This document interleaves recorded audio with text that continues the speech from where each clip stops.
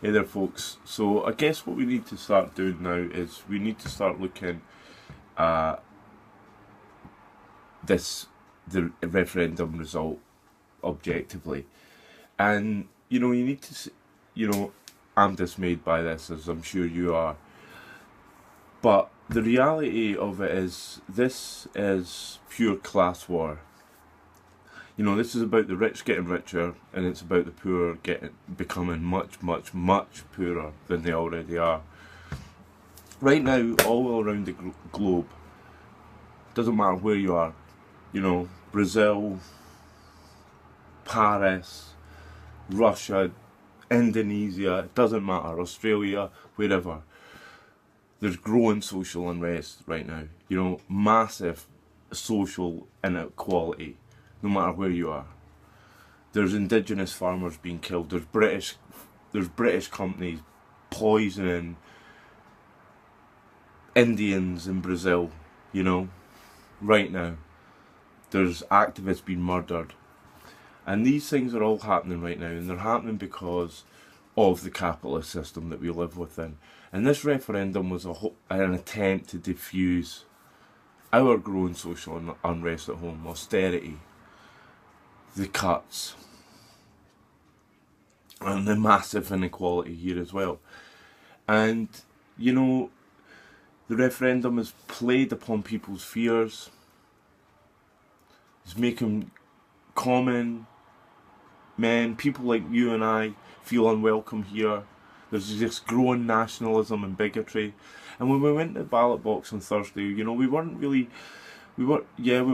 putting a cross against two questions, do we want to be in the European Union, or do we want to be out of it?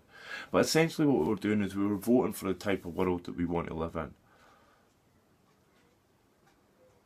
And a lot of things were getting brought into it that don't really have anything to do with this. We're talking about sovereignty, independence. Independence from what are you talking about, And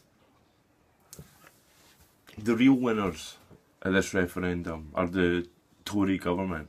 The real winners of this referendum are George Soros, the bankers. The losers are people that voted for this. We voted to leave Europe. We went there. I've been thinking about this. We went in and we voted, and apparently we now democratically voted to choose to leave Europe. But what does that actually entail? We've chosen to leave Europe, but how do we leave Europe? None of that. You're not going to get another referendum. The Tories aren't going to go away, and they're not going to talk to the European Union, and they're not going to come up with a whole bunch of ideas, and they're not going to come back to you and go, oh, by the way, this is what we're doing. What do you think about this? Should we maybe renegotiate here? No, you have no say in that. And that kind of terrifies me a little bit. More than just the fact that we've actually voted to leave, is because what have we actually given permission for here? The Tories are an illegitimate government. They're being investigated right now for electoral fraud by the Electoral Commission. And all this referendum vote has done is legitimise an illegitimate government. Now, on Monday, when the emergency budgets start getting announced, you can hear the words. You know what George Osborne's going to say when he stands up. Obviously, he wanted to stay, so he's going to be a little remorseful. But he has to bow to the will of the people, doesn't he? And this is what it's about. We're now given an illegitimate government legitimacy to do whatever they want. The road is going to be hard, people. The road is going to be very hard. But this is the path that we've chosen together. And that scares me more than anything, What have we actually given permission for? Do you know? Does anybody that voted to leave know? Are you ready for the knock on the door in the dead of night?